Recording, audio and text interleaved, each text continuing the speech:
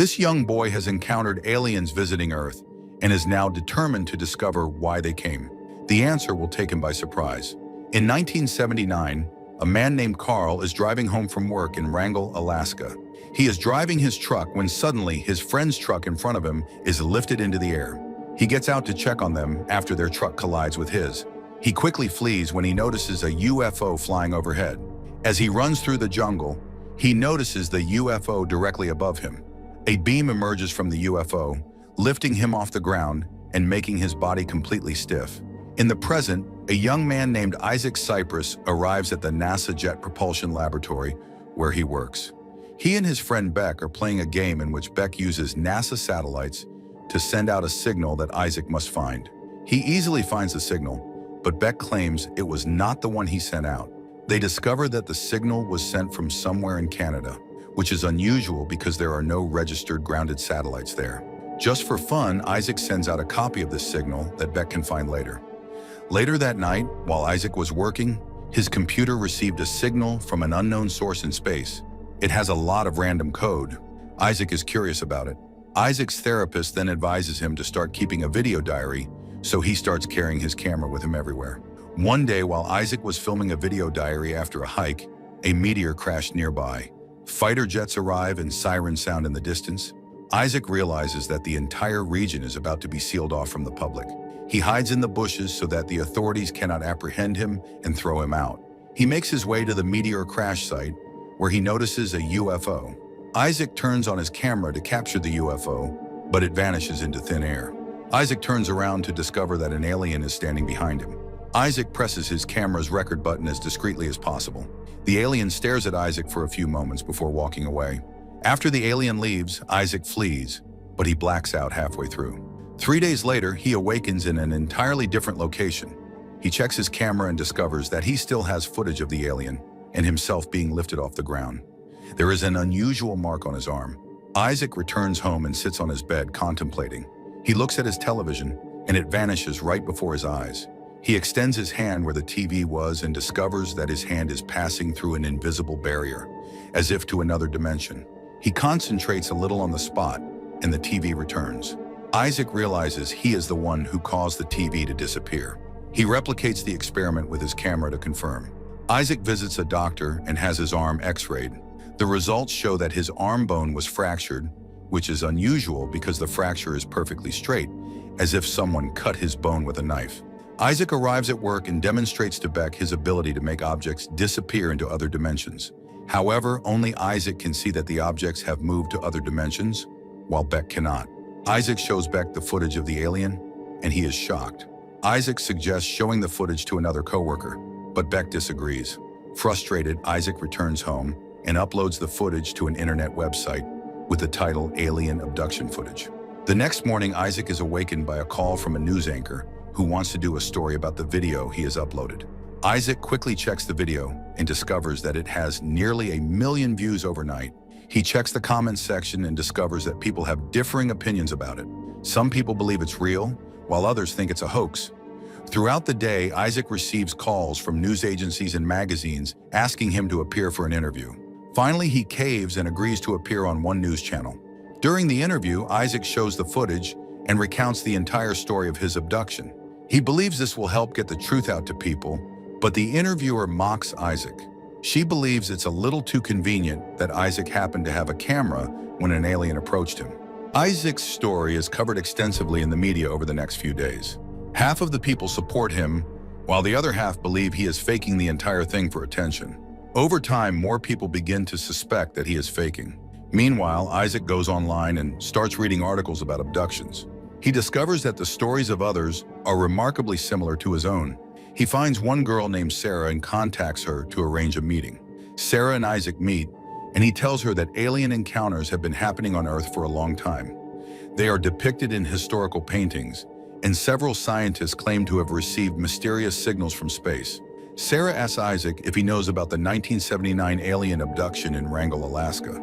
She tells him that a man named Carl was kidnapped, and when he decided to tell the story, he went missing. Isaac decides to send copies of his footage to online websites that encourage people to report abductions. As he is putting them in the mailbox, a man named Keith arrives to assist him. Keith claims to be a writer and believes that the media is unfairly criticizing Isaac. He says he wants to do a story in which Isaac can explain his side in detail. Isaac considers Keith's offer overnight before deciding to accept it the following morning. He arrives at Keith's office, and Keith suggests that the best way to verify Isaac's story is to have him take a lie detector test. Isaac agrees, and Keith shows him how to put on the lie detector equipment. Keith's expressions become tense after Isaac answers all of the questions about his abduction, and none of them are lies. He leaves the office without explanation, where he sees two men dressed as agents. Isaac tries to flee, but they shoot him, knocking him unconscious. Isaac wakes up to find himself being dragged by two androids. The androids dragged him into a white room and tied him to a chair.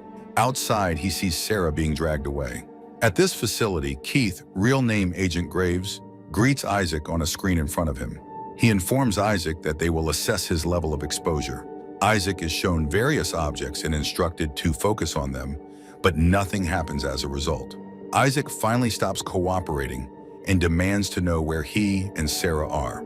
Graves asks Isaac if he knows where Carl is, and Isaac lies, saying he knows nothing about Carl. Isaac then gets out of his chair and fights the androids to escape.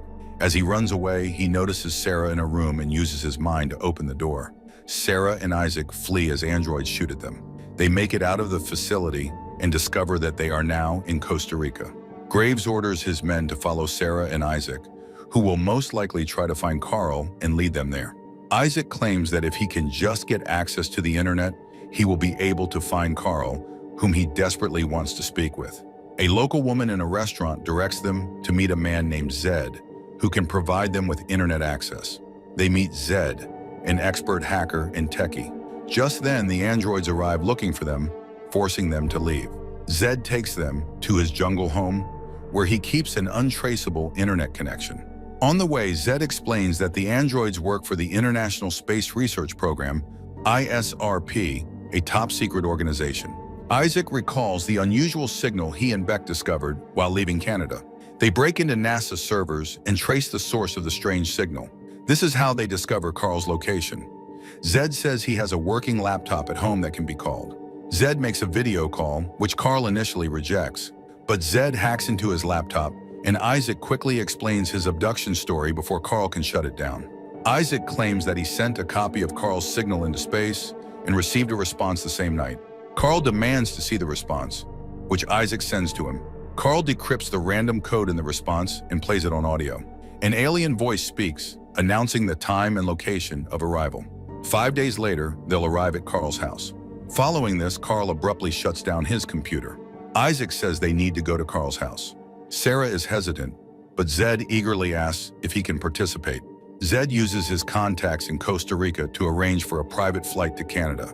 Meanwhile, Graves has implanted trackers in Sarah and Isaac and has been following them the entire time.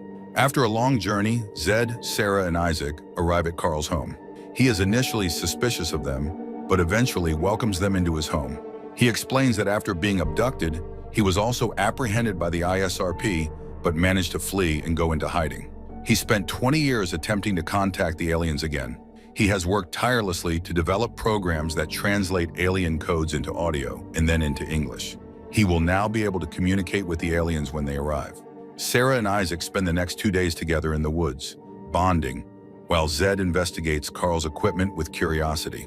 Isaac feels the ground move on the day the aliens are expected to arrive.